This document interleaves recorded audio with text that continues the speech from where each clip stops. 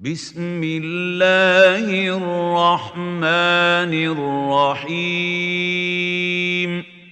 الحمد لله رب العالمين، والصلاة والسلام على سيدنا محمد وعلى آله وأصحابه ومن تبعهم بإحسان إلى يوم الدين.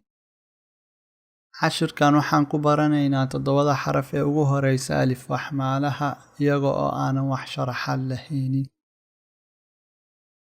alif waxmaale, baa hoos kaale, taa korkuu laaboo leh,